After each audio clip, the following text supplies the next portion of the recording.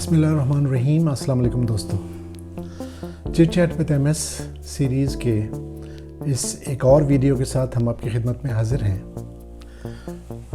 दोस्तों, हम तमाम को एज लीडर्स अपनी अपनी कैपेसिटी में एक चीज़ याद रहनी चाहिए कि हमारे कस्टमर्स लोग हैं। इसको अगर मैं इंग्लिश में कहूँ तो our customers are people, our stakeholders are people and our employees are people. हमें इससे कोई गर्ज नहीं होनी चाहिए कि हमारी प्रोडक्ट किस कदर बेहतरीन है, किस कदर आला है और हमारी मार्केटिंग स्ट्रेटजी किस कदर ज़बरदस्त है। हम अगर लोगों को नहीं समझते, पीपल कॉन्सेप्ट को हम अगर नहीं समझते, तो हमारे इस बिज़नेस का कोई फ़ायदा नहीं है। बज़ाहिर तो ये किताबी बात आपको महसूस हो रही हो, लेकिन हमें ये याद रहना चाहिए कि हम रोज़मर्रा कारोबार में, रोज़मर्रा ज़िंदगी में हम लोगों के साथ ताल्लुक़ रखते हैं। We deal with people, we interact with people, and that is the trust and relationship that we enjoy being with people. Discovery channel पर एक सीरीज़ आती थी जिसका नाम था डेडलीस्ट कैच। मुमकिन है आप में से बहुत सारे लोगों ने इस सीरीज़ को देखा हो। उसमें होता ये था कि क्रैब फिशिंग के लिए बोट्स बहुत रफ समंदर में निकलता था और उनमें से कुछ जो शिप्स थीं या बोट्स थीं उनके ऊपर कैमरे नस्ब होते थे और वो रफ सी में जिस तरह काम करते हैं उसको वो रिकॉर्ड करते थे और फिर वो डिस्कवरी चैनल उसको अपने शो में दिखाता था। एक बात हमारे जहन में रहे कि जो फिशरमैन जो या मछेरे इस मुहिम पे निकलते थे वो इस कदर डेडली था कि कुछ अंदाज़ों के मुताबिक कि साल में दर्जनों लोग समंदर की लहरों की नज़र हो जाते थे और अपनी जानों से हाथ धो बैठते थे। इस पूरे मुहिम के दौरान होता ये था कि बहुत सारे लोग, बहुत सारे मछेरे एक दूसरे को डॉज कर रहे होते थे कि यहाँ पे क्रैब्स हैं, यहाँ पे मछली है। और जिस तरह से नॉर्मल बिजनेस में होता है कि हम अपने कंपेटिटर्स को डॉज करते हैं और उनका शेयर अपने पास लेने की कोशिश करते हैं, बिल्कुल वैसे ही। लेकिन उनको तूफान का सामना हर वक्त रहता था।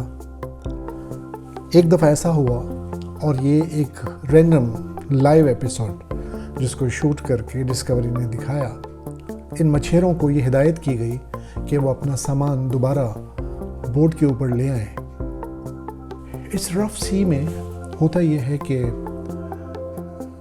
लोग जो अपना सामान और केजेस वगैरह जो समंदर में उतारे थे क्रैब्स और मछलियों को पकड़ने के लिए, उनको अंदाज़ा हुआ कि ये अब नामुमकिन होता जा रहा है, तो let's pack up and go back.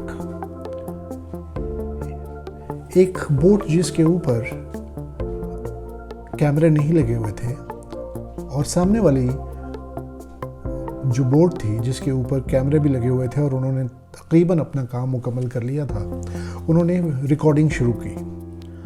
वो क्या देखते हैं कि सामने वाली बोट पर एक शख्स जो कि सामान समेट रहा है उसका पैर फिसल गया और वो समंदर में गिर गया।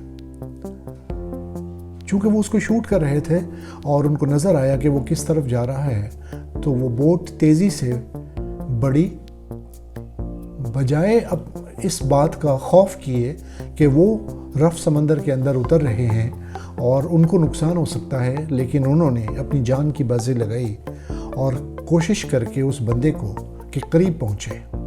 वो बंदा चिल्ला रहा था कि मेरी जान बचाइए, मेरी जान बचाइए। वो तेज़ तेज़ बोल रहा था। इन्होंने हाथ पकड़कर उसको समंदर से उठाया, उसके कपड़े फाड़े बिकॉज वो इतना ठंडा हो रहा था, और उसको ब्लैंकेट के अंदर ओढ़ा। ब्लैंकेट के अंदर اڑنے کے بعد جب انہوں نے دیکھا کہ وہ بندہ سنبھل رہا ہے تو ان کی خوشی کی کوئی انتہا نہ تھی۔ کیپٹن نے آ کے اس شخص کو اپنے گلے سے لگایا۔ خواتین و حضرات، یقین کیجئے کہ فلفلمنٹ کا جو احساس اس وننگ بوٹ کے کرو کو جو اس وقت حاصل ہوئی، اس کا شاید کوئی مقابلہ نہیں ہو سکتا کہ انہوں نے آج یہ کام کیا ہے، ایک ایسا کام جو کہ نیکی کا کام تھا، گو کہ ان کا اس سے بظاہر کوئی تعلق نہیں تھا، لیکن انہوں نے ایک کام کیا اور جس کے اندر انہوں نے خوشی اور تسلی محسوس کی۔